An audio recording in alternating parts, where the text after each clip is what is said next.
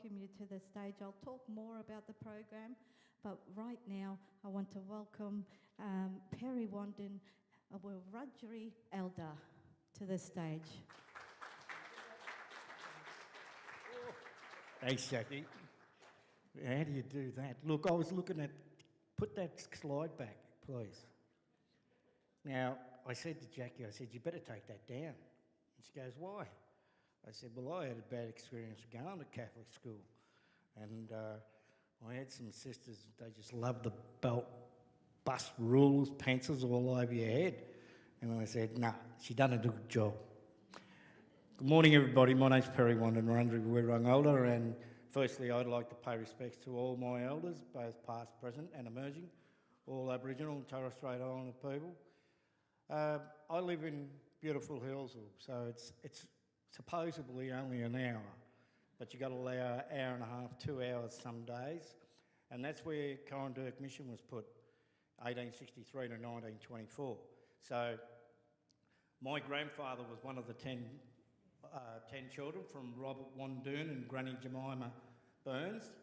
So our family name was Wandoon, and we were given back the estate of just over 200 acres in 93, I think, under the family name, Wandoon Estate, and as we are today, Wandins. And the town in the Yarra Valley is named after my great-grandfather, Robert Wandoon. So we've got the history. And then I've got to say that my grandfather, one of the 10 children, signed up to go away to World War I. And he went away and he come back. Well, they just thought he wouldn't be coming back. They thought one less mouth to feed, and really probably thinking, well, it's one less we have to knock on the head. Because he'd come back and the government had just changed the half-caste rule. So he resided in Hillsville, 6 generations. We're still there. We haven't moved. 3 family groups are Wurundjeri as it is today, and the other 7 we shipped down to Lake Tyes, down near Lake's entrance in 1924, and it did shut. And also we just celebrated 100 years closure last year, 5th of December. We invited 300 people. It was quite strange because none of the... I said to my cousin, did you invite any of the ministers? She goes, no. And I went, it's probably a good idea. But anyway, well, I told Natalie Hutchison, who is the Aboriginal minister, and she goes, oh, I didn't know about it. And I'm going, woo. But anyway, that's another story. Getting back to my father, James, or Juby Wandin, was the last to be born at Coercive. Now, in 1924, when they did shut, everyone was sent down there, but Granny Jemima and 4 other family members were allowed to stay on the property because the owners, because it was sold publicly, said she could stay on the premises until she died. Well, 20 years later, 103. And so it is a story of her own. She raised 10 beautiful children, who we are today. Sorry, my grandfather and all these sisters and nieces. Brothers. And then my father, because Granny Jemima was still out there in 33, and that's when my father was the first to be born and the last to be born at Coercive. And he went 19 and a half years later, became any St Kilda supporters? Besides me? Beautiful. We got 2. He became the first Aboriginal player to play for St Kilda back in 52, 53. And he come home too after racially abused as well, which I thought he was a stronger man than that. But that just proves how everyone goes. You have ups and downs. And then he went back home to the Yarra Valley, as we call home, and became the youngest senior coach and won a premiership straight up at Hillsville. And the rest of our mob, hey, we're all Hillsvillians or Hicksville, what are you going to call it? But we're very proud of what we are today. My father's been passed now for 20 years. I was asked to come in and join Wurundjeri because we sort of had a separate group as Wandoon Estate. We were running our own. And, of course, we come in and met the other 2 families. Oh, Jesus, did shit break loose then. And it's sort of been a bit hectic ever since. But look, we're very proud.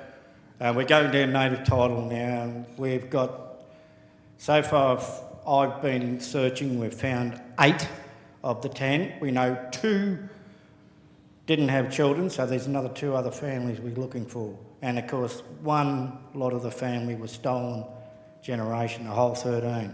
Every time my great uncles and aunts had a child, baby was taken. They thought they could try and get away with one. And look, it's a story of its own. But look, you've got, yeah, what can you say? Jackie here. She's going to be a great host, so you're going to have a great day. I know it's difficult.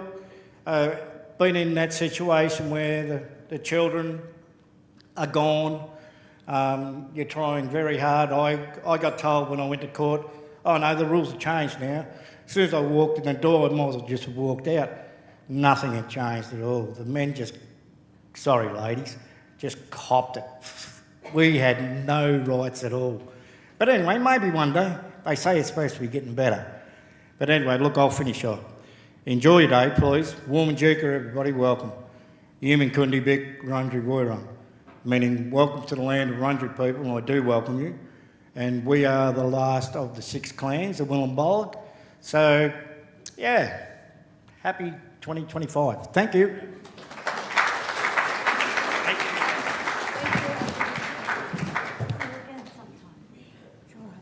Thank you, Perry. Just a couple of quick things before we go. Well, before I leave you. Today will be about choices. You're going to be sport for choice. See ya, Perry. Everyone wave.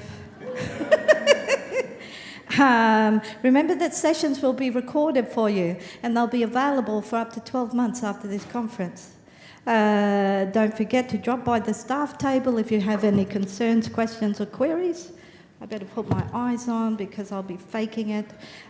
We really hope you enjoy sort of the variety of courses that we have today. Look forward to you coming back tomorrow and doing it all over again. Please self-care and lean on others and come and see us if anything has struck a chord with you today, because the work we do is very taxing on us. And if we're not well, we can't care for others, yeah? So right now, it's my total honour to bring up my boss, David Mandel, and author, to the stage.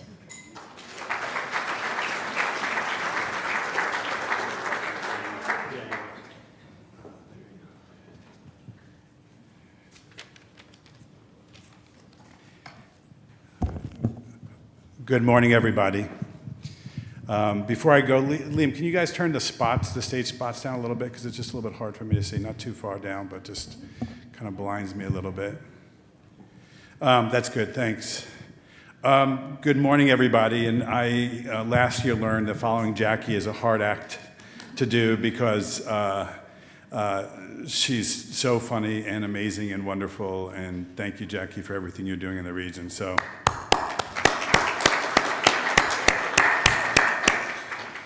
I'm sorry, actually, can you turn the auditorium lights up? I want to be able to see people. The point is actually I want to be able to see people. Thank you. I was sort of like missing the point. I appreciate it. Thank you.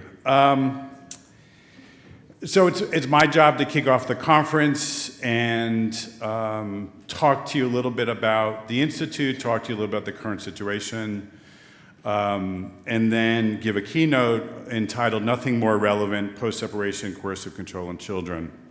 And then just to give you a kind of preview, the morning will finish, this half of the morning before tea, we'll finish with a launch event where we'll share with you a clip and have some other speakers come up to talk about the online course we developed for independent children's lawyers with legal aid across the country. And this is really part of the Institute's work in the family law space with supported with and partnered with the FCOA, legal aid, and more work to come, but that's really the inspiration, that collaboration, that work is the inspiration for the family law track, which is the first time. So just letting you know what's going to be happening here. So first, I want to thank you for joining us. at our first Asia Pacific Coercive Control in Children Conference. And I know we've been doing this event for almost 8 years, or around 8 years, we figured out, Jackie. And, but this is really a renaming, a rebranding, to really explain that the Safer Together Institute has been really working with the concept of coercive control for about 20 years and developing expertise about working with systems around it, and really decided to bring that to the front in our North American and European conference this year, and then here with the Asia Pacific. So this is the first time we're doing that. And again, like I said, the first time we're doing master classes, workshops, and keynotes specifically targeted to family law. And in my experience, it's one of the most important spaces to be working in. For me, going back in my career, really seeing and listening to survivors who were in that space, the pain, the suffering, the fear was so palpable, is so palpable, and so it's a real honor to be working in that space. I want to also acknowledge on the back of Elder Perry, you know, that we're on colonized land, and I come from a country with a similar history of colonization, and I want to acknowledge the traditional owners of the land as well, the Wurundjeri people, the Kulin Nation, and also that the land that we come from in the Northeast United States, the Tungus and Masako people, are the traditional owners of the land back there in the United States, and I want to add my respects to Indigenous elders past, present, and emerging, wherever you are joining us from. I also want to thank my team in advance, starting with Jackie Ruck, who's the regional manager, so if you have any needs around work in the regions, reach out to her directly. To Ruth Raimundo Mandel, who oversees our events, who's co-owner at the Institute, and really has worked amazingly hard to make this event what it is.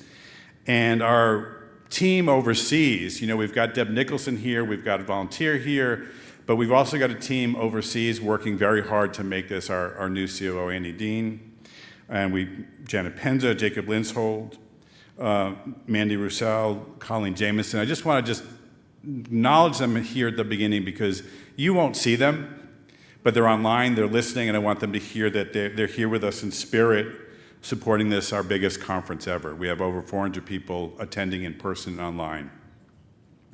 And I really want to acknowledge that this is one of our most diverse audiences yet. We've got survivors, lawyers, child protection workers, child and family workers, representatives from the courts, academics, domestic violence specialists, and more. And it's critical that we all hear the same message. We need a whole of systems framework and shared thinking to effectively address the problem of coercive control in children. And I want to acknowledge, again, and Jackie mentioned this, we've got about 150 people online, so we're going to be trying to account for their needs. We may be pulling questions from them, from the audience in the workshops. You'll see cameras, you'll see asking you to use mics for questions. So the folks, even if it's a small room, so the folks who are online can hear it. And really want to make it clear that doing a hybrid event is more costly and complex, as many of you know. But for us at the Institute, this is an equity issue, an access issue, because people can't come and travel for resource issues, whether it's time or money, for health issues, for family needs, or other concerns that might limit their ability to travel and be in person. So for the Institute, hybrid equals improved equity of access and wider impact. So I appreciate your patience. Yesterday we ran into some technical issues, some sound issues at the beginning of the day, but I really want to help people understand the spirit behind that. For us at the Institute, there's always a balance. When I start and speak in these keynotes, part of my job is to kind of orient people to the Institute who may not know us, and I try to make that as brief as possible and bounce off, because we have many returning folks, which is really wonderful. We have many of our certified trainers, many of folks who come from agencies who have years-long commitment to the Institute, and we have folks who have never been exposed to our work. So a couple of facts or a little bit of information. We've been in existence for 19 years. Next year will be our 20th anniversary, which is just amazing to me. In the last 5 years, we estimate we've trained over 50,000 professionals globally in our 4-day core training. And just to me, that's just a wonderful and amazing number, because those 50,000 professionals touch so many more families, so many more children. And that was done directly and through our partner agencies and our certified trainers, many of who are here today with us. Across the globe, and the number kind of changes a little bit almost day to day, but we have about 100 partner agencies or so, and about 400 certified trainers. And my rough recollection is about half that group is here in Australia. And so Australia represents such a key area of work and progress, and oftentimes we are, in other parts of the globe, we're touting what's being done in Australia to other parts of the world, and I'm really proud of what we do here and what we're partnered with here locally. Our work spans the highest levels of state, territory, and national governments, down to the coalface where the practice with family happens every day, up to the highest levels of policy, whether it's the family court here in Australia, whether it's state government, which many of you may be part of in the territories we're involved with, or states, whether it's the Ministry of Defense in the United Kingdom, whether it's training 12,000 social workers in child protection in New York State from the state level. You know, we have the honor of working at that level, and we care about all levels of work, but especially that level of the practitioner and how they do the work and making their life, making them more effective, making them more efficient, increasing their ability to help families be safe. We partner with universities and NGOs to learn about how to improve the effectiveness of our work, and we not only provide training, but we also provide tools, and we'll be talking about the launch. Sometimes feels like a little bit of an overload. We'll be talking at this conference about a tool that's been long time coming, which is our Uncovering Coercive Control Toolkit, which is really co-designed and co-developed with survivors all over the world, including Australia, to help professionals have conversations with survivors about coercive control, which folks can struggle with at times. Last year, as many of you know, my book, Stop Blaming Mothers, Ignoring Fathers, How to Transform the Way We Keep Children Safe from Domestic Violence, was released at this conference last year. We've sold over 3,000 books across the globe. We have some copies available here that if you want, and you can track me down to sign it for you if you want, and that's good luck. It's sort of like, where's Waldo? You can try to find me, and if you can pin me down, I will be happy to sign it for you. But to give a sense of the reach, the book is being translated this year into Japanese and Dutch. And the sad or important, or both things, is that when the Japanese consortium of academics and practitioners at the government and NGO level in Japan that are working to bring the Safe and Together model to Japan read the book and started translating it, after the first 3 chapters, they said, we're going to get this published here because we have the same issues in Japan. So while it's good news that we can have that impact, obviously these issues have a universality to them across cultures and communities that's really important to recognize. And so while the Institute, as we operate across major regions in the UK, Europe, Asia Pacific region, shout out to our friends from New Zealand who are here and online, Singapore, Japan, in terms of this Asia Pacific region, North America, all the way up to Saskatchewan, and down to Florida and to other parts of the United States, that while there are regional differences, there's so many similarities. And we can be talking about rurality and issues about service seeking in rural areas in Scotland, and people being uncomfortable going to a service because everybody sees them. And that same issue is true in rural Australia. You know, so there's dynamics, there's issues that really are universal while we want to honor local context and needs. And that this year, after a similar effort in the United Kingdom, and this will be important to a lot of folks here who are involved with our certified trainer program, we'll be releasing an uplifted version of our core training with new materials, localized content, including videos designed for this specific region, including First Nation-focused content, which we're very excited about, and it's been a long time in coming. But this is the year that we're able to follow through on that promise. And the last thing, the kicker is that all this and more has been done by a team of about 20 people. And our new CEO talks about being scrappy, and I think that's a great word for the Institute, even after 20 years or 19 years, that we're scrappy and that we're really trying to do the most with the least and really make the biggest impact. And I hope this conference really is part of that effort. I know it will be. And the last thing I want to say, kind of by way of the intro or kind of my welcome is before I launch into the body of my talk, I just want to acknowledge something that's very much on my mind, on Ruth's mind, on the mind of my team, and has been a big part of the conversations as we've been here in Australia for the last 10 days, which is really some darkening forces in the United States, which is our home.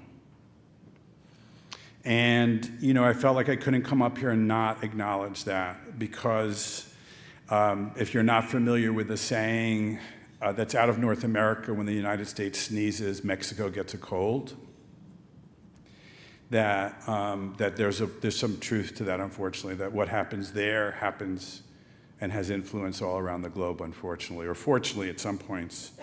And these are challenging times for many in the United States, including queer and trans people, immigrants, women, Black and Latino and Indigenous people, and really, to be honest, anyone who doesn't fit into a white nationalist paradigm. And I'm going to be honest and say that, because that's what we're confronting back home. And and while there's some reprieve in being here, our thoughts of home are never far from our minds.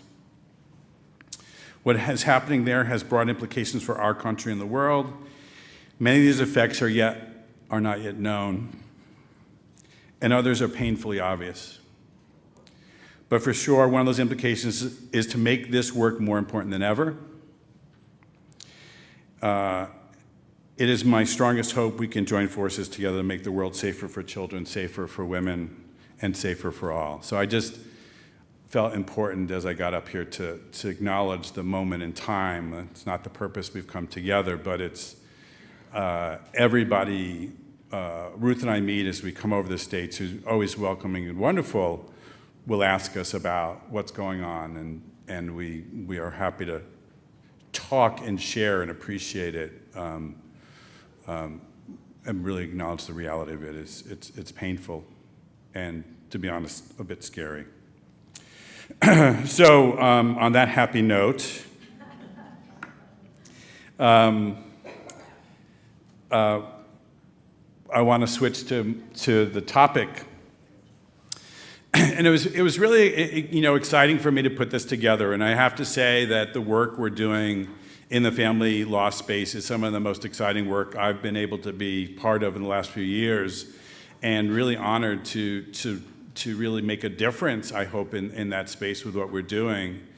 And the title of the keynote, Nothing More Relevant, Post-Separation Coercive Control in Children, is a response to the argument that's often made by domestic abuse perpetrators through their lawyers in family court that coercive control, even if it did occur when the couple was together, is not relevant to the matter in front of the court, often because, as they argue, it is historic. I love that word. It's historic. I mean, and in that way, let's dismiss it. Let's not look at it. Let's pretend it doesn't matter, is not a factor to consider when it comes to custody, visitation, or parenting time. But the reality is that domestic abuse is rarely historic or irrelevant, and almost always should be considered a factor of decisions related to children's best interests. So I'm going to give you a scenario now and then kind of come back to it to the end in a different way. But imagine you're a domestic violence survivor who has been diagnosed with anxiety, depression, and PTSD, things you might expect from somebody who's been traumatized. Your therapist has provided a letter to your lawyer about your diagnosis and treatment compliance, like attendance to sessions and taking medication. The letter outlines intermittent engagement with treatment during the marriage with more consistency since you separated from your partner. The letter does not outline the perpetrator's abuse, how it connects to your diagnosis, nor does it include how the perpetrators interfered with your treatment, taking your car when you needed it for appointments, threatened to use your mental health issues against you in court, calling child protection against you, and using your mental health to talk you down to the children, family members, and professionals. Does this sound familiar? All this while he has his own history of substance use along with his abusive parenting. He's now raised concerns in court about your parenting abilities in conjunction with your mental health, using your help seeking, and this is really important, using your help seeking against you. Now imagine that your partner, in addition to abusing you, has been physically abusive to your children, unwilling to comply with mental health recommendations for the child, has been talking down your culture and your family, and regularly berates your children. You'd like the children to have supervised contact, but they don't want any contact at all, and you support them. They don't want contact, and you support them. You are accused of alienating the children from the other parent. Imagine, again, continuing this scenario, imagine your partner told you that when your first son was born, that if he ever lost contact with his son, he'd kill the child, then you, and himself, in that order, so you would see it. Since then, he's engaged in different forms of abuse against you, including almost lethal strangulation. He's also been an abusive and neglectful parent, often speaking negatively to your sons about you. So I want you to kind of pause and kind of digest that and then ask yourself, with all these behaviors in your mind, what are you worried about as you file for divorce? How will all that affect what you ask for in court? How stressful is the court process? And then what is the right, quote unquote, choice to make in how you advance your case? So I know this is fairly easy for many of you, unfortunately. And, some of you may be having experience yourself, some of you have worked with clients, but really inviting you into that space of how far is this from historic? And we're not even talking about sort of pinpointing what might be post-separation behaviors, legal strategies. To take the point further, how do we want the family court and other professionals to respond to this pattern of perpetration, the associated gaps in the systems, issues of bias around parenting expectations of men and women, and make the best possible decision for the safety and well-being of both adult and child survivors? Hopefully it's easy to see from the scenario, which includes many elements common to coercive control cases, that there's nothing historic or irrelevant about the coercive control. So I hope that, again, bringing you into the moment, that really, a lot of survivors, when they come into the court, and I'm going to talk about this a little more, that all this is so present. And I remember a client, they were talking about their own history of trauma and abuse. And he said, as a child, and this is an adult male, he said, everything is yesterday. And I remember the first time I heard this is years ago, I didn't quite understand. I thought it was something about it's all in the past. But what he meant was something different. Everything is right there. Something that happened 20 years ago is right there, like it happened yesterday. It's that fresh, it's that clear. And so again, for us, this is about aligning with the model. What we try to do is encourage professionals and give professionals the skills and the language to best align themselves with adult and child survivors and their reality and their needs. So over the next few minutes, I'll take us further into this area by dismantling the myth of parental alienation while increasing your ability, whatever your profession, to understand how post-separation coercive control is profoundly relevant to judicial decision-making around custody and parenting time. In my book, Stop Blaming Mothers and Ignoring Fathers, How to Transform the Way We Keep Children Safe from Domestic Violence, I wrote about 6 practice myths that impede positive outcomes for child and adult survivors, including the myth of parental alienation. And as many of you know, I could be giving this talk practically almost anywhere in the Western world. I could be in the UK, I could be in the United States, and all this would hang true. And this is why we actually promoted this family law track in this conference globally because unfortunately these issues are so, whether you call it resistance and refusal or you call it parental alienation, knowing that the idea of parental alienation syndrome or diagnosis has been debunked, and as I talk about in the book, that it's somewhat a zombie dynamic, which is people try to put it to bed or kill it and it comes back. And so this is really relevant, not just here, but almost anywhere we're working. The concept of parental alienation, like I said, which is also referred to as resistance and refusal, when misapplied in family court, can cause serious harm to children and protective parents. So what is the myth of parental alienation? It is the idea that parental alienation can exist as a reasonable allegation against a survivor parent when there is a history of coercive control. The truth is the opposite. Parental alienation cannot and should not be allowed to gain traction in family law cases where there's either allegations or documented evidence of coercive control.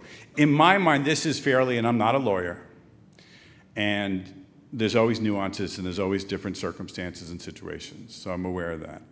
But for me, it feels fairly clear, and I'll explain to you why, that I think this way.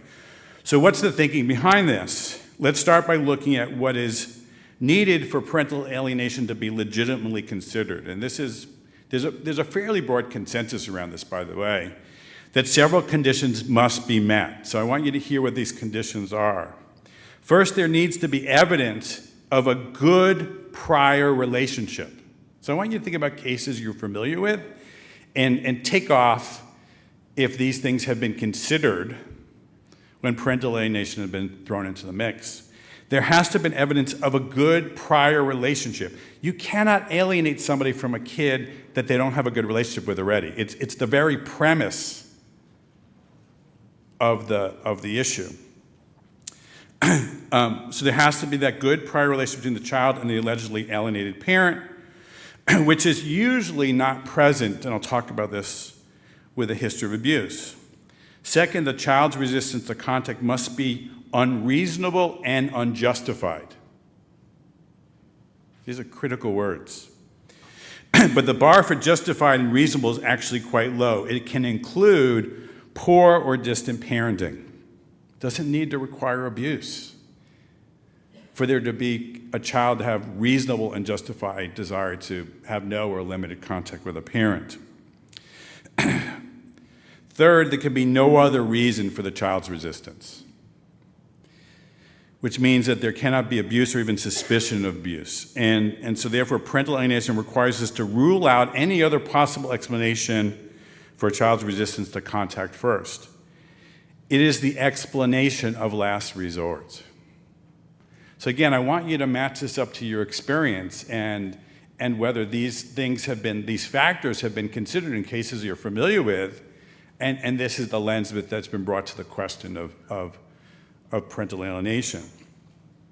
Parental alienation should only be considered when all these other factors are ruled out and a child expresses resistance to contact with a parent. The problem is that family courts across the globe, we're seeing the opposite.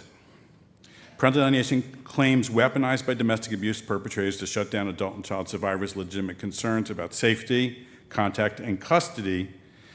In many instances, when allegations of parental alienation are raised by someone with a history of perpetrating domestic abuse, it successfully reframes the case around the survivor's parenting instead of the parenting of the perpetrating parent. It can be a very effective tool in court for perpetrators to really flip the script and put the focus on the behavior of the survivor, decontextualizing it from the abuse. The Australian Institute of Family Studies has found that allegations of family violence or child abuse are common in family law proceedings, which we're all aware of, yet they're often minimized or disbelieved when counted with parental alienation claims.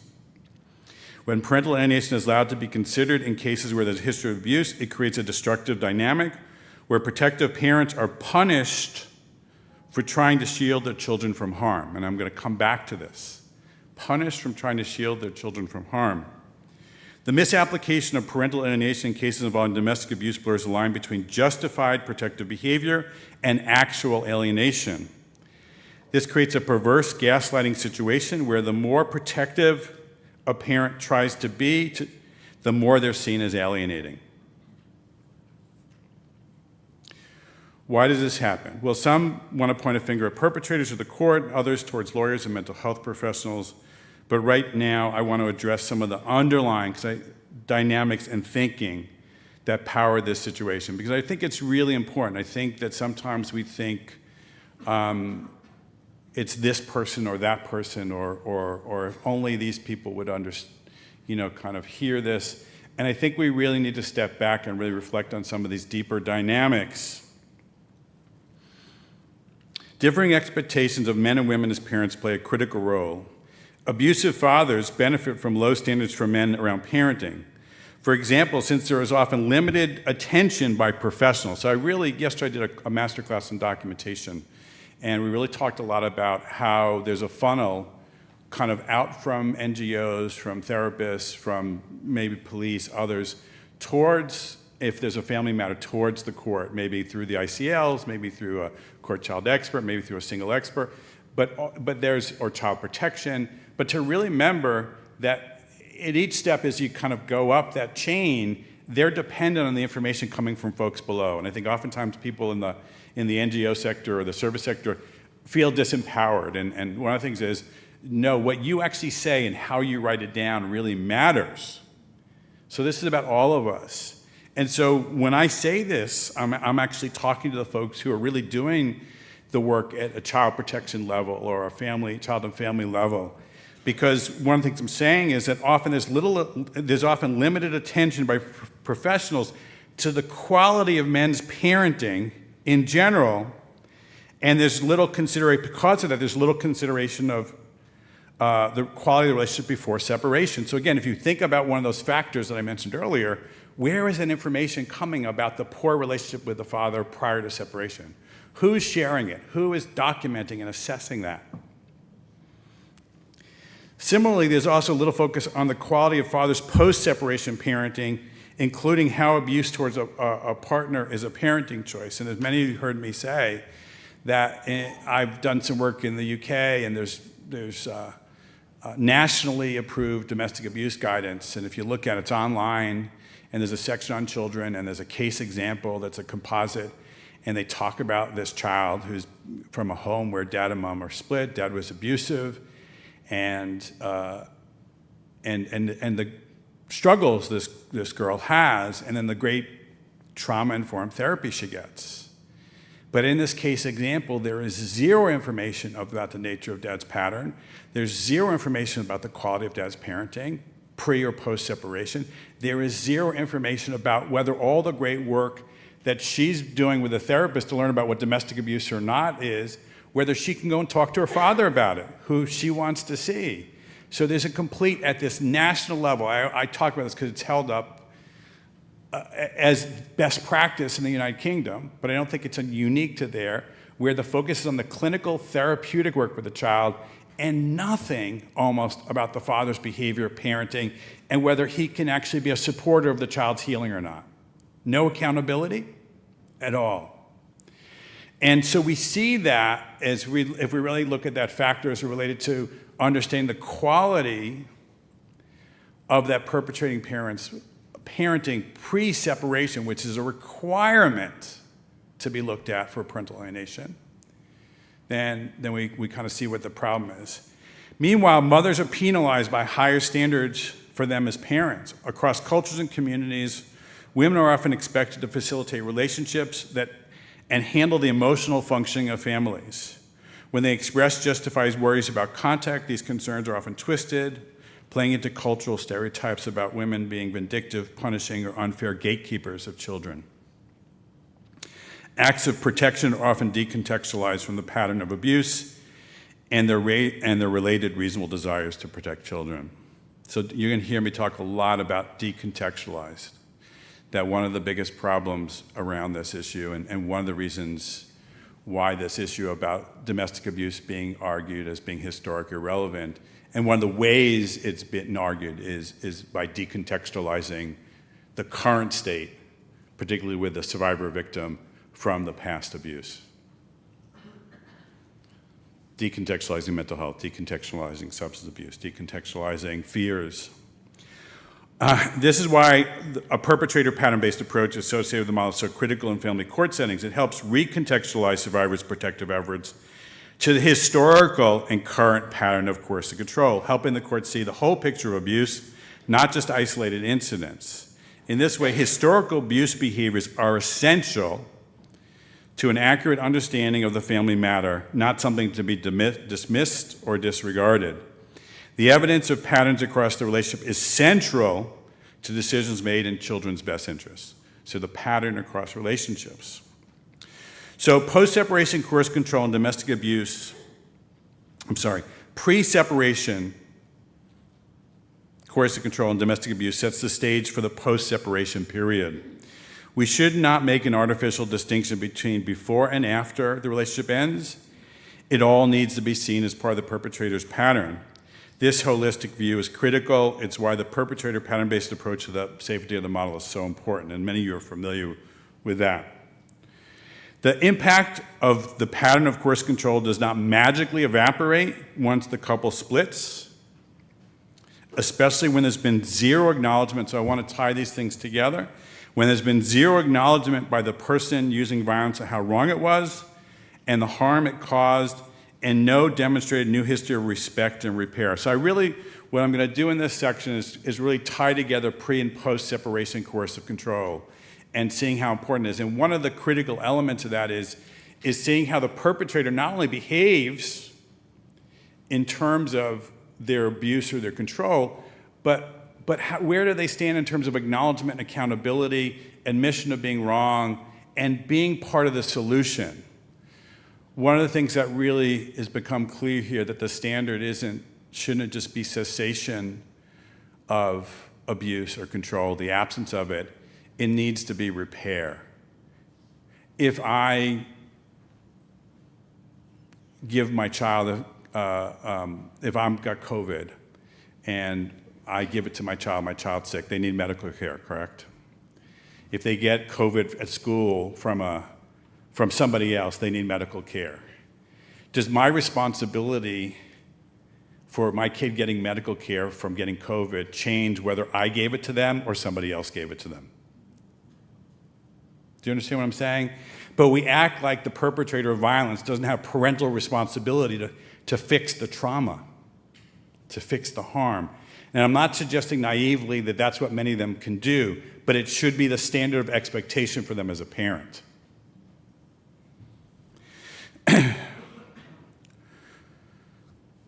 The impact of coercive control does not magically evaporate once the couple splits, especially when there's been zero acknowledgement by the person using violence, how wrong it was and the harm it caused, and no demonstrated new history of respect and repair. And that's so important. The broken trust, the fear, and the coercion are still operative.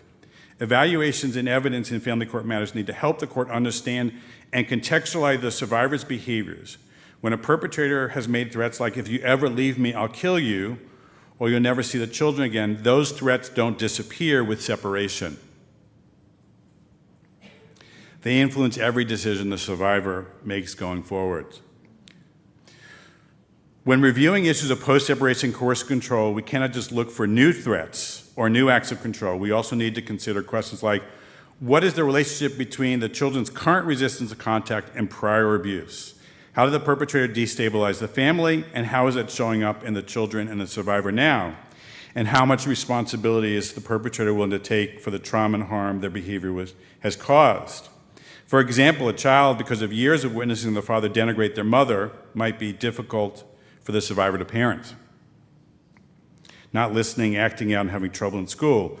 Who is drawing, and I actually ask it this way, who is drawing the line? Because this has to be owned by people who are involved with the case.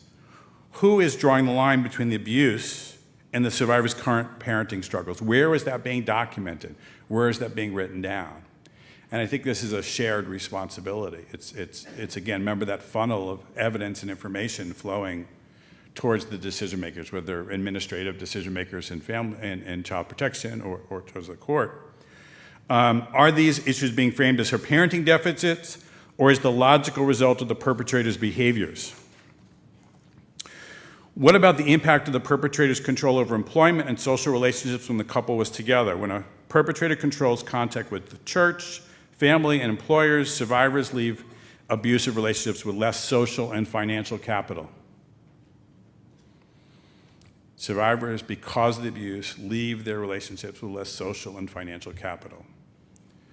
These impacts don't just evaporate after separation. How are these effects being tied back to the perpetrator, particularly in assessment of them as parents?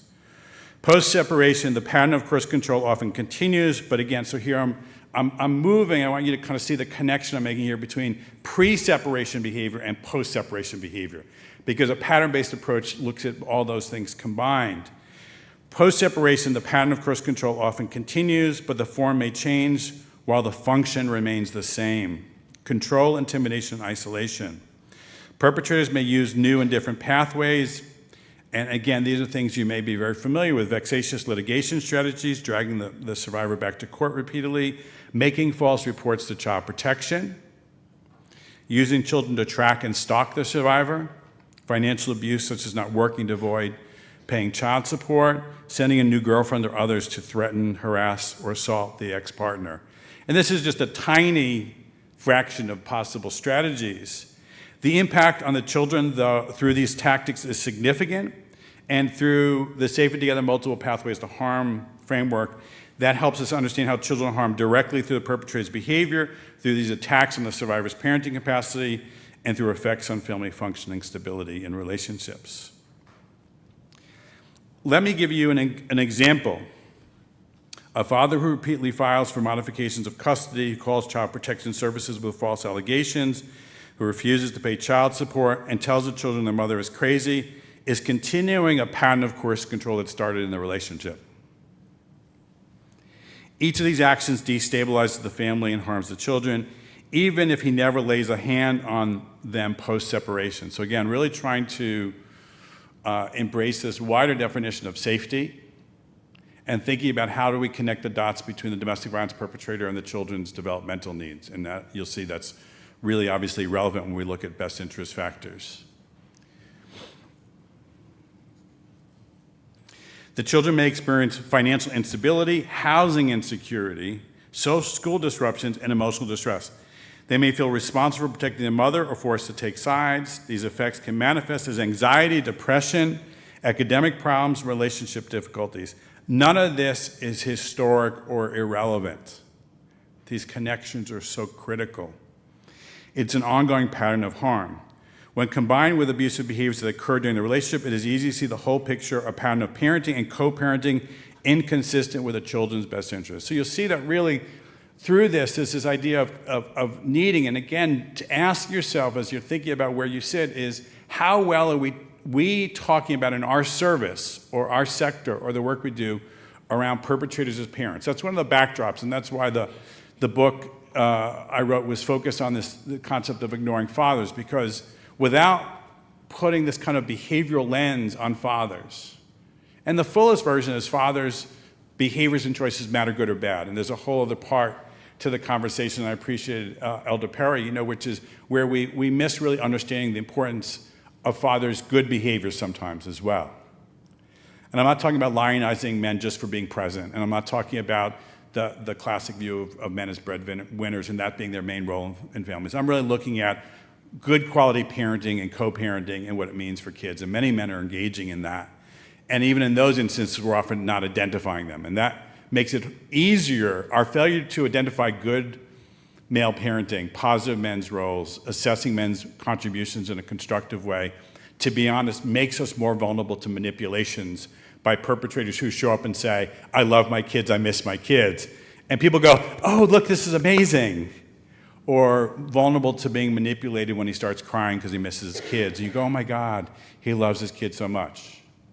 Never stopping to put that back in the context of the wider pattern of abuse and control, but just being pulled on your heartstrings Because you'll say, well, I've never had a guy sit in my office and cry because he missed his kids so much.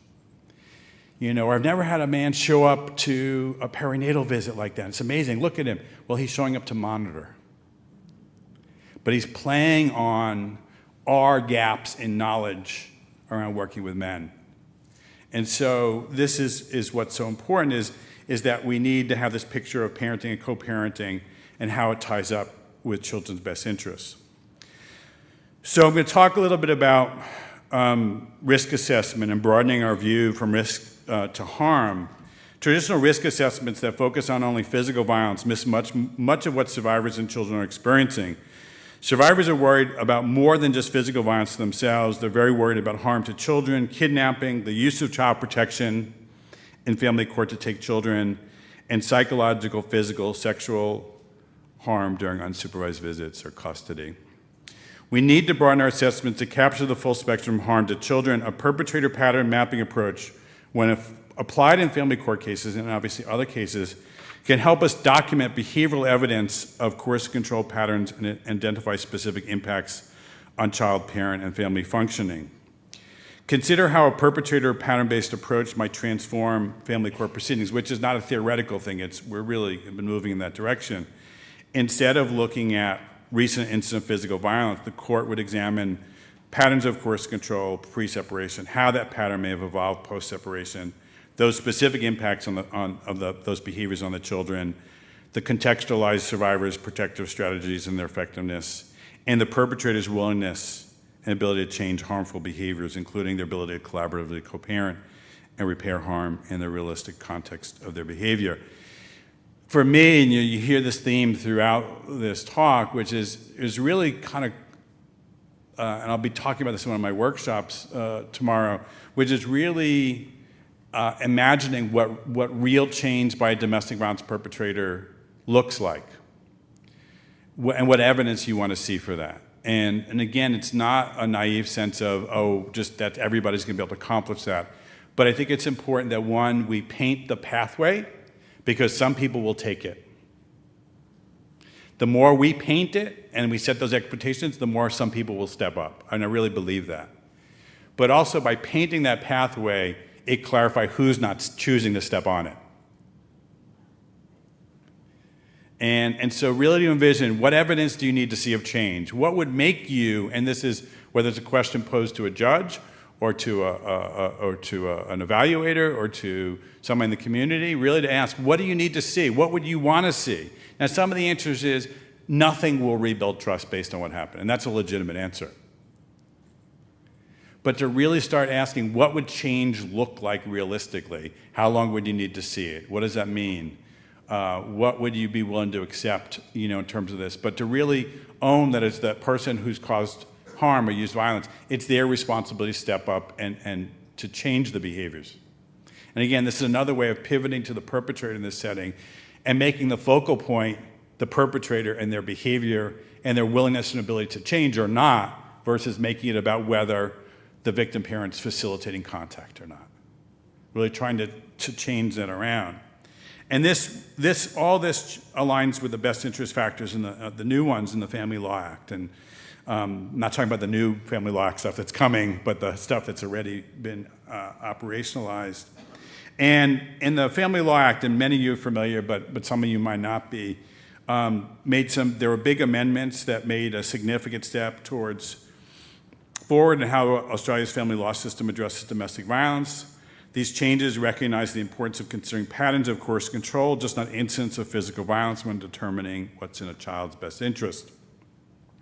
And really quickly, those 6 best interest factors include things like promoting safety. What arrangements would promote the safety of the child and each person? I want you to hear this. And each person.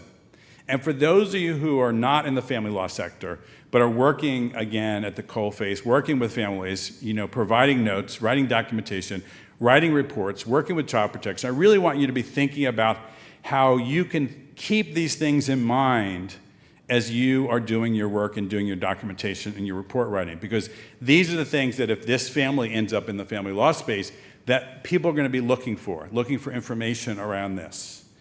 And so what arrangements would promote the safety of the child? And each person who has care of the child, so this really consciously puts in not only the victim parent potentially, but extended family kin. This includes safety from being subjected to or exposed to family violence, abuse, neglect, or harm. Factor B, views expressed by a child. The court must consider any views expressed by a child, understanding that these views may be influenced by the perpetrator's tactics. And that last bit is my part added in, is that views expressed have to be considered, but what's the impact of the perpetrator's behavior? We know that perpetrators target children and their relationship. And post-separation, children are one of the most potent tools of control that perpetrators have. And even during the relationship, they've often been a target and been part of the abuse and the control. So how does that impact the kid's expression? And there's a larger conversation that I can't get into here about even how you have a wider view of children's best interest and perspective, because hearing children's voices can't be taken literally all the time. It needs to include other factors, other sources of information, our own critical assessment. Why? Because our youngest and most vulnerable kids can't tell us what they're thinking and feeling, for instance. So we have to have a way to understand how they've been impacted by the domestic abuse. Factor C, the children's developmental, psychological, emotional, emotional, cultural needs. And the court must consider the full range of the needs, including how domestic violence may have affected their development. Again, that last bit is my addition. But it really is this sort of, how are we drawing the line? So again, I want you to think about this, where you're sitting. How are you drawing the line in your notes, in your assessments, in your record keeping, which may end up in front of the court one way or the other? How are you drawing the line between the perpetrator's behavior, not how the domestic violence has impacted the kid, because that takes out accountability, but how the domestic violence perpetrator's behavior impact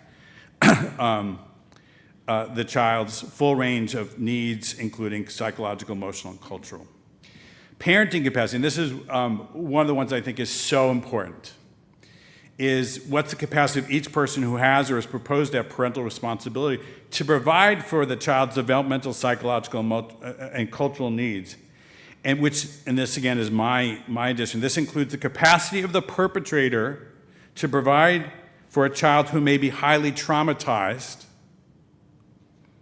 distrusting of them, and scared of the harm to themselves and that might happen to themselves or another family member. So I really want you to hear this, that we're not talking about the platonic, perfect child development pathway, and we never are, right? We're not talking about the one we studied in school, which is this is what happens, this is what happens, this is how kids, the benchmarks for development of motor skills, blah, blah, all this stuff. We're talking about a kid in these families whose development has been shaped, held back, changed because of the perpetrator's behavior. And maybe other factors as well, obviously. But I really want you to think about that, and then when we're talking about parental capacity, that's parental capacity to parent this child around their needs. So going back to that UK example, there was nothing in that example. It was all about the girl getting therapy. Nothing about the father's ability, for instance, to hear the girl say, "Daddy, I'm angry at you." Or, "Daddy, I'm remembering things that you said and did to Mom today, and I don't want to come over today. I'm sorry, but I want to see you next week, but today's a hard day." And what we'd want him to say is, "Honey, I'll miss you, and it's okay," right? That would be good parenting. We need to envision what this looks like so we can bring these factors alive in our work in the courtroom, but again, because we have a diverse audience, everybody is a participant in this. Factor E, benefits of relationships with family members. The benefit to the child of being able to have a relationship with the child's parent and other significant people where it's safe to do so. And again, this is where for me, I talk about this thing about what is the benefit and the risk of spending time with somebody who hurt you, hurt your mom, hurt your siblings, and you can't talk about your feelings with them. To go over there and maybe you can go to McDonald's, maybe you can go to the park, maybe you can go, but you have this knot in your stomach about not only maybe Daddy getting angry today, but I have these things that bother me. Why do you talk to Mommy that way? Why did you do the things so we're not a family anymore? And I can't talk to you about them. And what does that do to me? So the last factor, factor F, other relevant circumstances, talks about anything else relevant to the particular circumstances of the child, including intersecting issues. And again, this is my addition: substance use and mental health and community factors. And this may include how the perpetrator has exacerbated or caused mom's mental health or substance abuse issues. Again, this goes back to decontextualizing, or how they may have made false allegations regarding that person's substance abuse or mental health issues. And all this, so what I want to say, that factor framework is all kind of aligns with, am I supposed to be done already? That's okay. I love my team. False alarm. Now I've got a little bit more time. And I'm hoping to, the plan is to take this part to 10:30, and then we're going to do the ICL launch. But I'm going to try to stop in a few minutes and take some questions and response to kind of think about it, because I'd love to hear how this is landing for some of you. So when we talk about this, the safety model really helps us in terms of each of these factors, because in terms of the safety factor, what we have is really guides us focusing on the perpetrator's pattern of coercive control, to really have this broad understanding of harm to the kids, and think about it as one of the primary safety concerns. And we can ask ourselves, what does the perpetrator's pattern tell us about concerns we should have about that person's parenting? And that leads us beyond those physical violence incidences and gives us a more holistic approach to understanding the harm while defining safety broadly. By holding mothers and fathers, and this is really the part where we come back to the gender bias, by holding mothers and fathers to the same expectations as a parent, we can more effectively identify the concerns about the perpetrator. So again, one of the things to be aware of is that when we have higher standards for moms and dads as parents, that we're often going to underestimate or under-factor in the father's behaviors and their influence on families, and that carries over to danger and harm. And we intuitively may be concerned, and we may be very worried, but the trick is to articulate it, to document it in a way that really ties it back to kids. When we're assessing factors associated with the views expressed by the child and their developmental needs, the model's multiple pathways to harm really comes into its own. For example, when addressing the experience of our most vulnerable children, which I referenced earlier, like pre-verbal or nonverbal kids, the model helps us describe how perpetrators' behaviors have impacted the stability of the home environment, or how it undermined critical attachment and care needs. When considering the views of the child, questions can be designed that better tease out the changes in the child's life. For example, we can explore how a move forced by the perpetrator's attacks, by the perpetrator's violence, changed the child's education or social experiences. And we can also consider how attacks on parent-child connection may be the way the perpetrator's behavior might be influencing what the child says, or how a child might be saying that they want contact because it's safer for themselves and their parent than no contact. And again, that's one of the more challenging moments, when a kid is asking for contact not because they feel like it's safe, or even the adult survivor is asking for contact not because it's safe, but because it's perceived to be safer than the alternative. And that can often be challenging for many of us, including the courts, because, well, if it was so bad, why are you allowing or asking for contact? And that's a real struggle at the end of the day for a decision maker to figure out what to do with it, to be honest. And so when we look at this, we also can appreciate that children can express their own views about the abuse without being coached. And I think what I've seen over the course of my career, sometimes people are very quick, I think because of gender stereotypes, assume that kids aren't expressing their own views when they're resistant to contact, that they're being coached. And I think that's really often a patronizing view of children. Children are often very active players in strategizing for their own safety, the safety of their siblings, and their safety of other family members. And I always tell the story of a young man who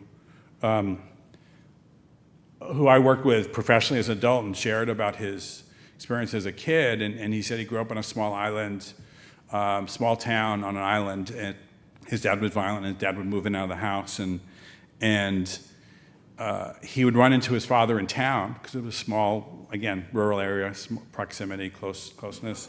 And he said, if you would watch me, what you would have seen is me running up to my dad and saying, "Daddy, Daddy, Daddy, when are you coming home?" And to anybody who didn't know, who's on the outside, what would it have looked like? He was excited and he missed his dad. And what he said was, I was gathering intelligence. I was trying to get out of him his mood and his intent so I could safety plan. He wasn't being coached into that by anybody. This was the kid who had his own instinct and his own natural desire for his own safety, the safety of his siblings, the safety of his mom. So it's really important that when you get this fuller picture, you have this ability to hold this idea, oh, that makes sense the way the kid's acting. Or the kid might, if the kid's aware of the threat that if nobody has contact, doesn't have any contact with any kids, then bad things are going to happen. So well, maybe I'm going to say, oh, I want to see daddy. And again, I don't want to soft pedal the difficulty for decision makers in these circumstances, but I think it helps us really look at this. When it comes to assessing children's developmental needs, it's important to understand how perpetrators' behaviors may have interfered with a child's normal development process. This impact may have started in utero, with abuse leading to premature birth of a low birth weight child. It may continue through different developmental phases as the perpetrator interferes with the child's needs. For example, in one situation, the perpetrator's abuse almost led to a failure to thrive death, as stress of the abuse stripped out nutrients from the mom's breast. In another, his control caused delays in gross motor skills and interfered with the mother, giving the child more tummy time. And in another, these are all cases I was involved with, with a disabled child, the perpetrator denied new braces and physical aids for walking as she outgrew her earlier equipment. In each of the instances, the development was impacted by the perpetrator's behavior. And going more global, forced moves, verbal abuse, emotional abuse, disruption of household functioning, financial abuse may lead to different social, academic, or emotional delays. So again, thinking about that factor where kids are supposed to be identified, what are their needs, and be able to tie those, or where they are developmentally, and tie those things together with the abuse is so critical. These things, one of the things I've seen, and this is not just in Australia, is globally that when these factor frameworks are played out, that oftentimes there might be attention to, so in here there's attention to safety. We cannot silo domestic abuse to that first factor. I've seen, like in Michigan in the US, they might have had 16 factors for the evaluators to look at, and domestic abuse is one of them, and we think, oh, that's great, we added that in there, that's tremendous. That's a success, but it's only a success really if we can tie domestic abuse to those other factors as well when it's appropriate. So part of what I'm doing here is actually asking you to think holistically, because the factor we look at safety is connected to the factor around development. The behaviors that are associated with safety are also connected to parental capacity. Does that make sense? So we have to be able to tie these things together. And so when it comes to assessing a survivor's parenting capacity, so I'm going to kind of wind up with a couple of things. It must come in the context of coercive control. Where did the perpetrator interfere with a survivor's ability to parent and meet the child's needs? Did they stop them from going to their baby when she was crying? Was money or time with relatives denied? This is what it means to evaluate a survivor in context, and for sure to not assume a trauma history or even addiction history means someone is a poor parent. And this is a kind of fundamental mistake I see made over and over again, which is the allegation of mental health or addiction issues being thrown at a survivor with the almost universal understanding that that automatically has some implications for parenting capacity. You can be a good parent and be depressed, or a good enough parent and be depressed. And that doesn't mean to minimize the severity or the importance of those issues, but to really understand that mental health and addiction and parenting are independent variables, and they need to be considered. What is the impact of the addiction issue on parenting capacity? What is the impact of anxiety But don't just assume because there's a diagnosis and a treatment plan that somebody is compromised around their parenting. And so when we look at this, and let's be honest about co-parenting dynamics, somebody with a history of coercive control is usually not a collaborative co-parent. And oftentimes that lens of collaborative co-parenting has been used to, been weaponized against survivors. And we want to be able to turn that same lens and to look at perpetrators' failure to collaborate, and also to help understand why that also gives survivors a reason to resist someone who's controlling and dangerous. And that those acts of protection, and I'm going to kind of say this, should be respected and even celebrated as valiant acts of protection. And I really want to lean into that, which is that we expect parents to protect their kids from harm. If you had a neighbor or a family member who was sending their kids over to someplace where there was known violence, known risks, no danger, you might be talking to them, you might be picking up the phone to call child protection. In other environments, we criticize and chastise, and we blame somebody who says, wait a second, here's this other person who has a history of violence. I'm not sure I want my kids to be spending unsupervised time with them. Keeping kids from danger is a valiant and core responsibility of parents. How do we really honor that in all contexts? So when it comes down to, this example I gave at the beginning, I want you to reimagine that. And I kind of talked through most of the factors, and I've talked about some of these things about how domestic abuse needs to be looked at holistically, and nothing is historic and irrelevant. So I want you to imagine a different scenario, going back to the beginning. Imagine what a domestic abuse-informed best practice response might look like in the case I was sharing earlier. A family court professional would recognize the survivor's mental health struggles as arising from the perpetrator's pattern of coercive control, and rather than viewing them as arising from perpetrators' pattern of coercive control, rather than viewing them as parenting deficits, they would document how the perpetrator's physical abuse of the children, denigration of the mother and her culture, and refusal to follow mental health recommendations directly impacts the children's safety and well-being. And they also would see that children's resistance to context as a reasonable response to harm, not as alienation. So again, using that language of reasonableness and kind of putting a new lens on it. The resulting parenting arrangement would prioritize the child's safety and healing, potentially requiring supervised contact only until the perpetrator demonstrates meaningful change. Clear conditions would be established, acknowledgement of harm caused, participation in appropriate intervention programs, compliance with mental health recommendations, and respect for cultural identity. Most importantly, the court recognized that the mother's actions represent protective parenting, not alienation, and would support her efforts while holding the perpetrator accountable for repairing the damage of his behaviors have caused his relationship with his children. And in applying the 6 best interest factors, we can see how a domestic abuse-informed approach could transform the family court process. And looking at this case, we would be recognizing the ongoing risk from the perpetrator's pattern of behavior towards both the child and the mother, the children and the mother, acknowledging that children are expressing legitimate interest and are not being coached in terms of what they want, identifying how the perpetrator's abuse impacts the children's development. This is all embedded in what I just said, and looking at how we contextualize the mother's parenting within her experience of abuse while highlighting the perpetrator's abusive parenting and lack of compliance with mental health recommendations. And then lastly, we would have questions about whether the contact with the perpetrator currently offers any benefits. And this is really such an important question, and we need to be willing to face head on. Because I think a lot of times this question may be the one that scares us the most, because its logical conclusion in many cases might be there's no apparent benefit right now to that contact, or the risks and harm outweigh any benefits that might be there.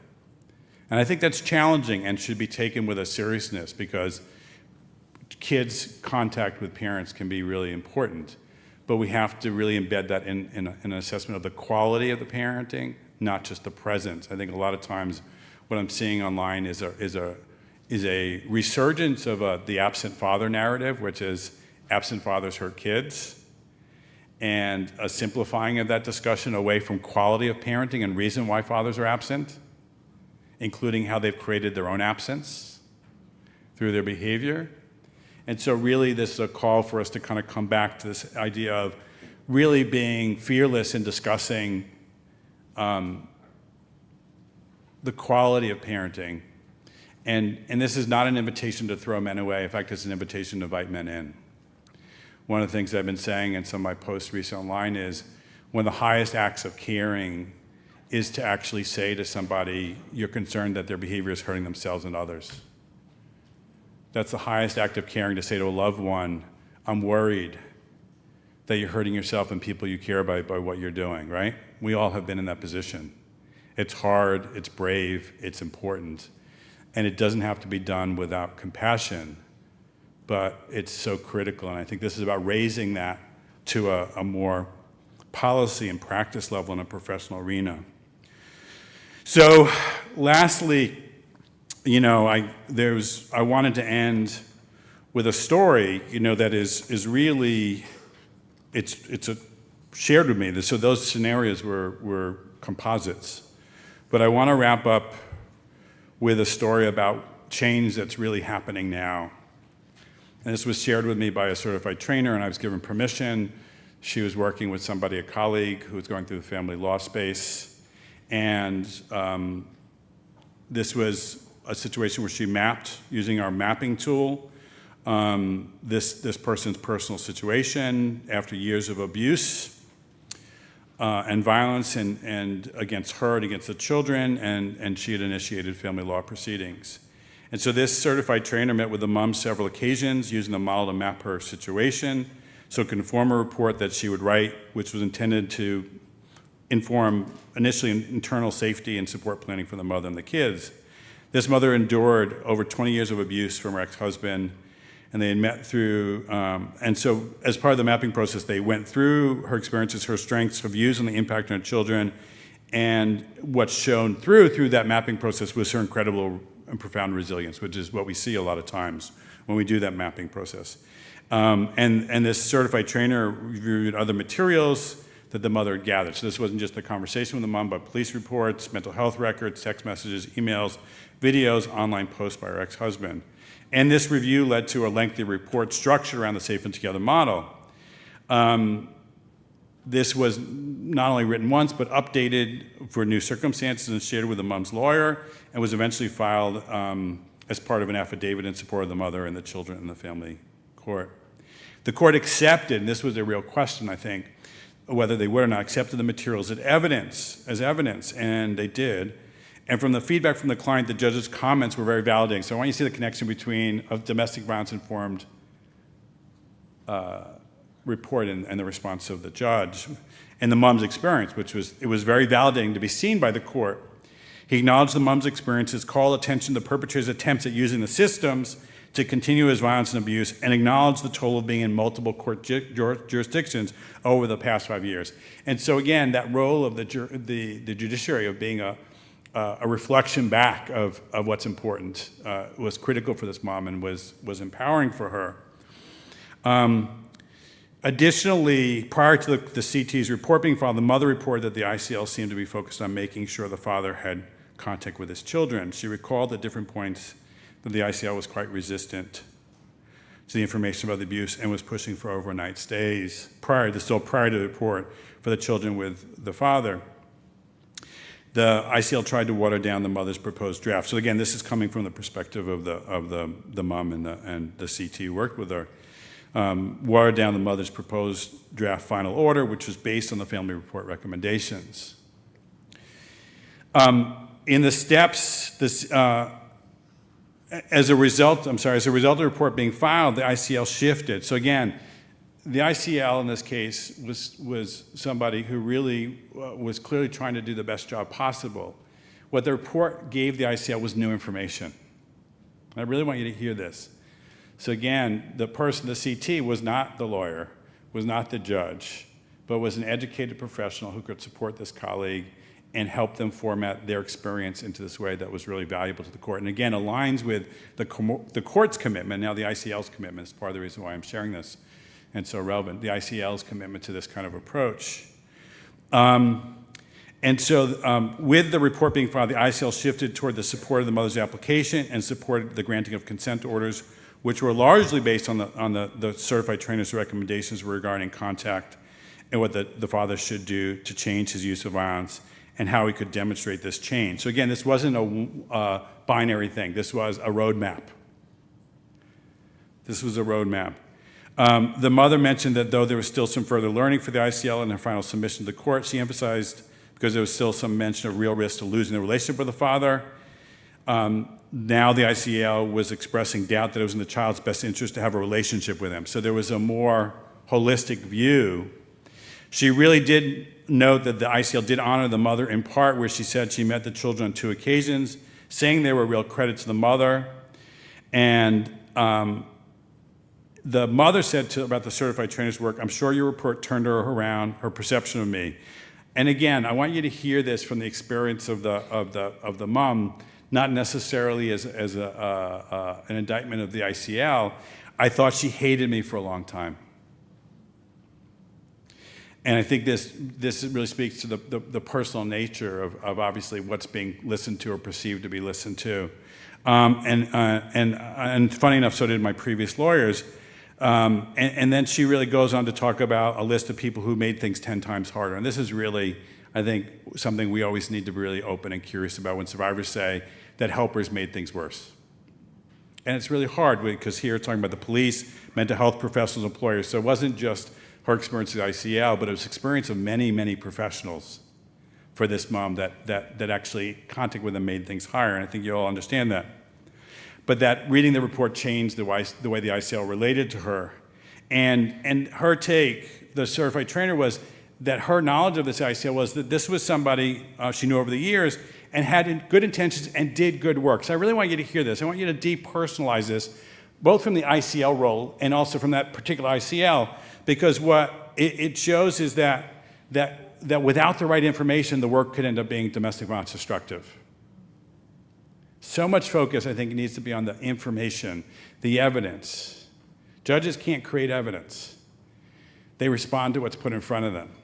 If the evidence is poor, if the information is poor, if it's not formatted the right way, that makes a profound difference. You can train everybody all you want, but if the evidence isn't there, then they can't always get to where they think they might need to go, but can't actually ethically get there.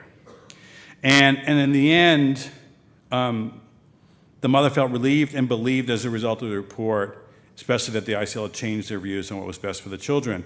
And that this certified trainer shared the story because on multiple levels shows the power of partnering, the criticality of documentation, the importance of being aligned with the principles of the model and cross-cutting themes of the model, and how those critical components of the safety of the model help provide clarity and structure to years of information, because that's one of the challenges we all face, that often there's tons of information, and how to organize. And the model helped do that. Years of information and experiences, and how having high expectations of men as parents, being child-centered, how that mattered. And again, this is the certified trainer's words. It's so uplifting to see that even in just small pockets of change, that this is what's possible. And one of the final statements the CT shared with me about her experience with the mom is, I don't even have the words to describe the level of relief in the mom's voice on that phone call after court. So this is not theoretical, and this is what we're working towards. We're working to really to shift the entire system. And we want to use and think about how the safety of the model's approach and framework really can do not only a whole of court shift, but a whole of system shift. And with that, and I'm not going to be able to do question and answer at this point, I apologize, sorry, that any of you who know me, Deb's sitting there going, this is not a surprise, David used a lot of words. But I really want to, do what we intend to do, which is to take this as a preamble to invite my colleagues up from New South Wales Legal Aid Commission to talk about how this is being embodied in a new course that's been launched already around Safe and Together and the independent children's lawyer. So if you can go Liam, to the next slide.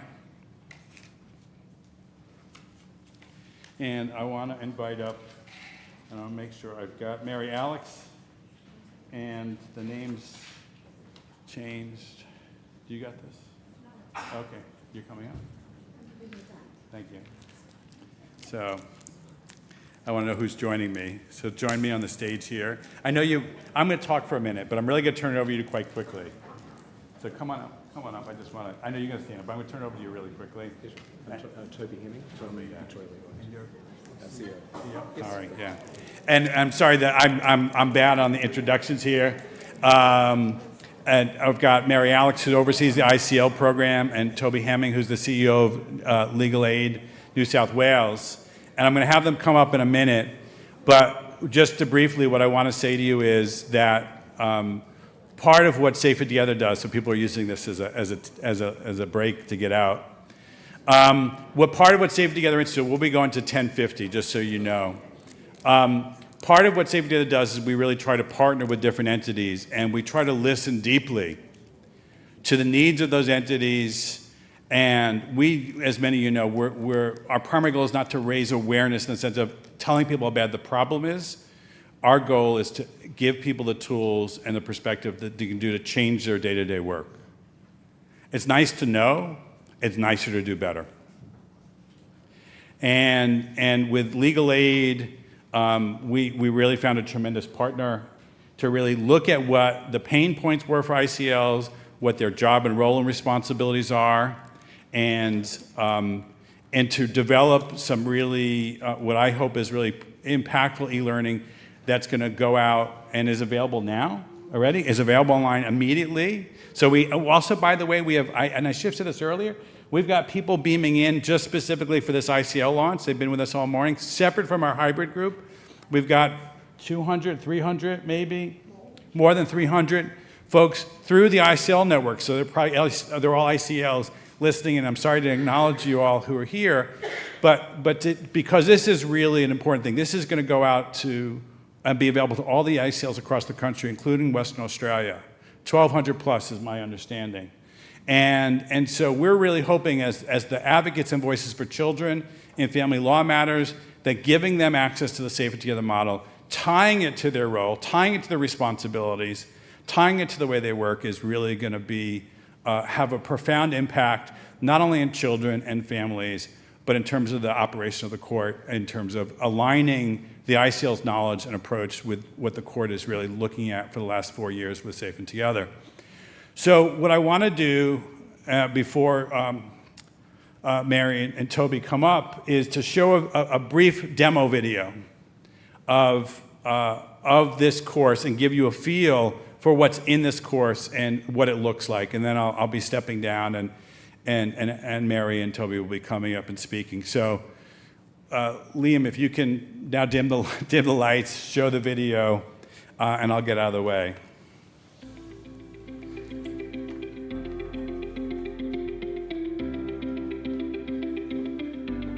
As an independent children's lawyer, you face the challenge of family and domestic violence in the vast majority of your cases. It can be difficult to manage these complexities in pursuit of the best interests of the child.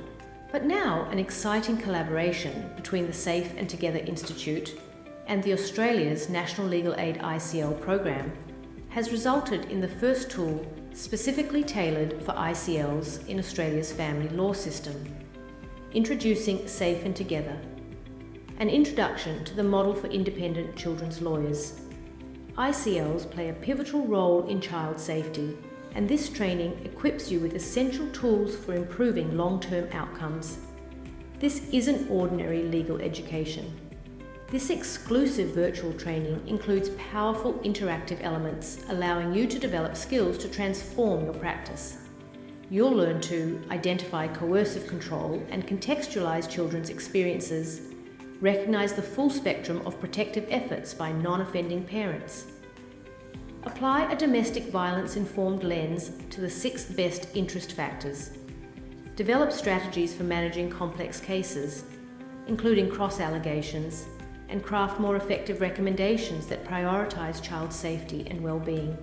And now that the Federal Circuit and Family Court of Australia has implemented the Safe and Together model throughout the court, this training ensures improved communication, a shared language to use with other professionals in the system. This in-depth, comprehensive training delivers exceptional value with 3 focused modules that you can complete at your own pace. You'll also receive downloadable resources and reference materials that you can apply immediately in your casework. For over 25 years, we've seen how a perpetrator pattern-based approach transforms outcomes for children around the world. Now we have the amazing opportunity to provide training and tools specifically for ICLs working in Australia's family law system. When legal professionals are domestic violence informed, the entire system becomes more effective at protecting children while holding perpetrators accountable. ICLs play such an important role in family law, and I'm incredibly excited about this collaboration with Australia's National Legal Aid ICL program.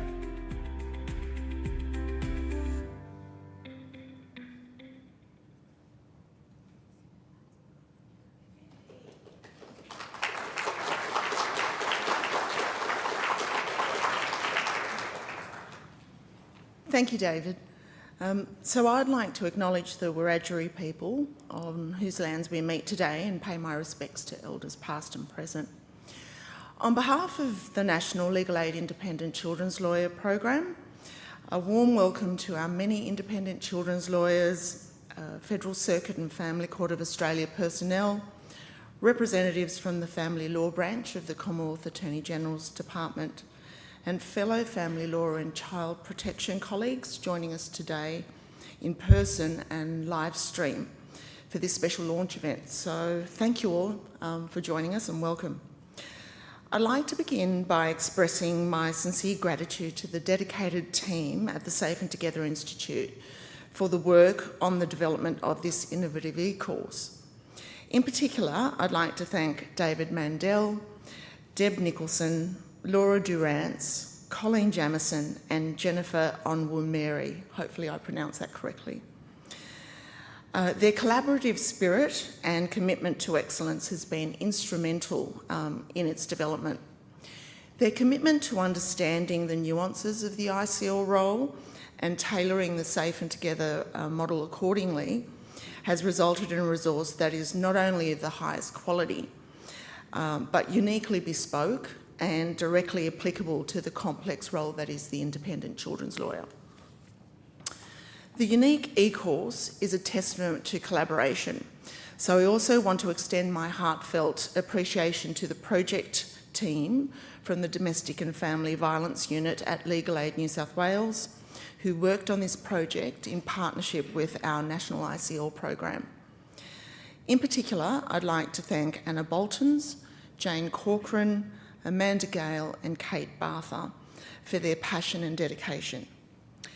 We all approach this e-learning initiative with a genuine desire to create a resource that would be relevant, valuable and sustainable for ICLs for many years to come, and we hope we've achieved that.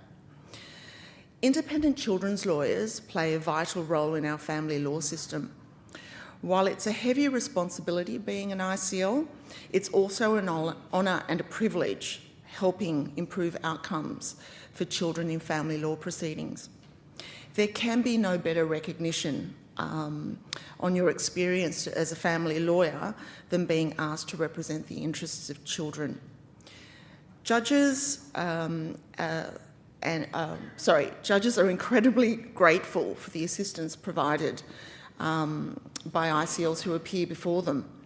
At a recent ICL information and networking event attended by the Deputy Chief Justice of the FCFCOA, the Honourable Justice McClellan spoke about the vital role ICLs play in parenting proceedings, and at the same event His Honour Justice Campbell described ICLs as the apex of the family law profession.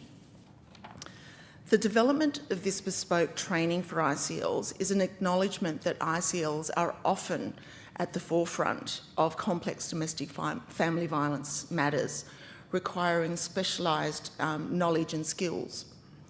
With FCFCOA data showing domestic and family violence present in 83% of cases, this e-course represents a tangible step in our ongoing efforts to equip ICLs with the tools they need to navigate these difficult cases. Using the Safe and Together Models framework endorsed by the FCFCOA and utilised by judges, registrars and court child experts, this shared training aims to establish a common language and understanding of the key issues related to domestic abuse in children. Built upon a deeper understanding of domestic and family violence dynamics, including coercive control and its impact on children, this course equips ICLs, whose role it is to ensure children's best interests are heard and protected, to be trauma-sensitive and ask domestic violence-informed questions, ultimately allowing ICLs to effectively contextualise children's responses. Beyond fostering effective engagement with children, the course also equips ICLs with the skills to actively seek, identify and adduce domestic and family violence-informed evidence, which is really critical. By applying the models framework when reviewing evidence and reports, ICLs can strengthen their case theory to make comprehensive domestic and family violence-informed recommendations to the court, ultimately improving outcomes for the children they represent. With a strong focus on practical application, this course features ICL-derived case studies and offers practical guidance on applying the model to the 6 best interest factors in the Family Law Act. The course is exclusively available now to ICLs, along with a wealth of other training resources and mentorship opportunities on the newly redesigned ICL national website.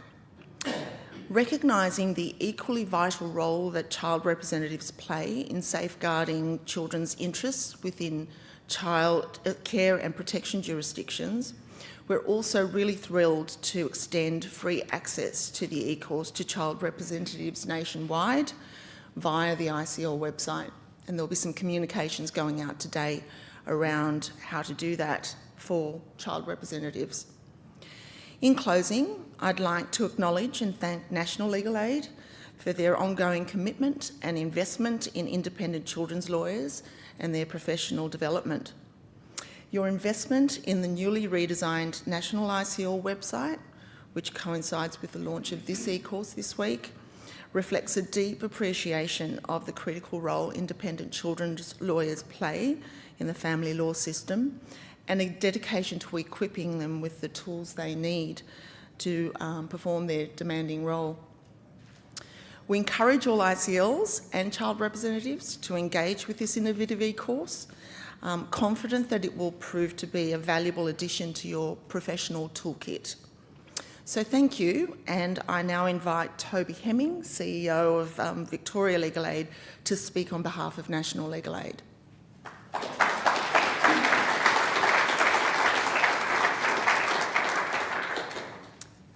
Thank you so much. It's really lovely to be here. It's great to see so many people in attendance, and it's also great to know that there are so many people online as well. I'd first also like to acknowledge the traditional custodians of the land on which we're meeting, the Wurundjeri people of the Kulin Nation, and I pay my respects to elders past and present, and I extend that respect to any Aboriginal and Torres Strait Islander people who are present here today. As CEO of Victoria Legal Aid and as the National Legal Aid representative here today, I'm really pleased to help launch this important e-course, Safe and Together, an introduction to the model for independent children's lawyers, which is an invaluable new resource to support the really critical work of ICLs across the country. You might not be aware, but National Legal Aid represents the 8 independent legal aid commissions in the Australian states and territories, and among its roles are to support collaboration among the commissions to deliver essential legal services, to find innovative ways to deliver legal support, and really importantly, to advocate for the legal needs of marginalised and disadvantaged people right across Australia. Just to focus on the work of independent children's lawyers, across Australia in 22-23, the most recent data we have, legal aid commissions delivered over 6,200 ICL representations, which is a phenomenal number. National Legal Aid wanted to fund and help deliver this e-course because it recognises just how important independent children's lawyers are to our legal system in delivering services to the most disadvantaged and in-need children and families who come into contact with the legal system. And just to flesh that out, and I know the figure was just repeated, but the Federal Circuit and Family Court of Australia has identified that more than 80% likelihood of domestic and family violence in parenting matters.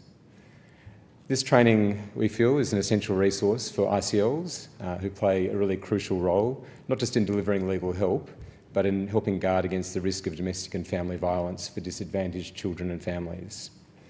And National Legal Aid is very grateful to have been able to collaborate with you, David, I can see you down there, thank you, and the Safe and Together Institute to make use of groundbreaking international perspectives and thus deliver trauma and DFE-informed training which empowers ICLs to advocate for children's best interests.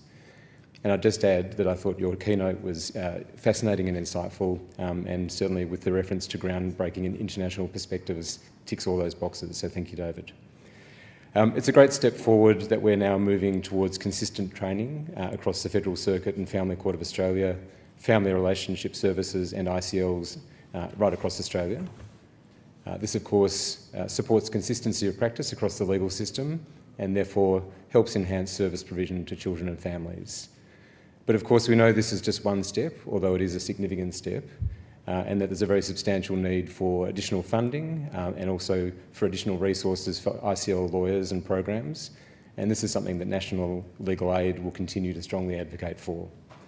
Indeed, our submission last year to the review of the National Legal Assistance Partnership proposed that the ICL program be expanded to provide best interest representation in more than 75% of children's matters, so that advocacy will continue. And while it has been a step forward to confirm ongoing funding for legal assistance services in the new Commonwealth Partnership Agreement, we absolutely know that there is a need for increased funding to help address the needs for independent children's lawyers in Australia. You may not be aware, but National Legal Aid just the other week launched the results of its landmark first ever national survey of private practitioners. Private practitioners, of course, perform the majority of legal aid work in our commissions across the country, and we now also know that just over 70% of private practitioners undertaking legal aid work worked with children or young people in the last 2 years. As part of the National Legal Aid Survey, the private practitioners highlighted to us their great commitment to legal aid work, which we know absolutely, and particularly to working with children and young people. However, 80% of practitioners also reported that unmet need for ICLs has increased significantly over the last 2 years, which is the highest perception of unmet need in any area of legal aid work, which is deeply concerning. So National Legal Aid will therefore continue to advocate for increased funding for ICLs and improvements in service delivery. It will do this in advocacy to the Commonwealth and more broadly as well.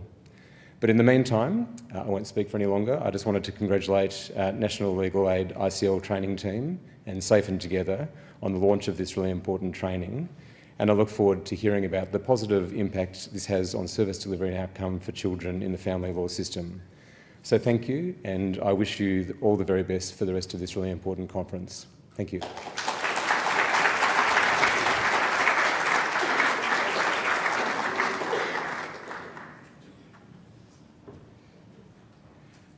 I just wanted to, again, acknowledge the partnership and the impact we hope this has, and as it reaches out not only to the ICLs, but to those representatives for kids in children's matters in the state courts and territory courts. I think it's going to have a wide ripple and important effect. So with that, I want to just turn this over to Jackie, who will take us out to tea break with some information. And I hope you enjoy the rest of the day and the rest of the conference. Thank you. Hello, I'm back. How riveting was that? So I'd like to thank both Toby and Mary Alex for letting you know the ICL and what's coming up. Thank you for ICL and everyone virtually for being here in spirit online and in person. So I do have a quick note to say that Deb Nicholson in her presentation will be expanding a bit more on the ICL, and the people that Mary Alex had spoke about will be on a panel that Deb will be actually co-facilitating.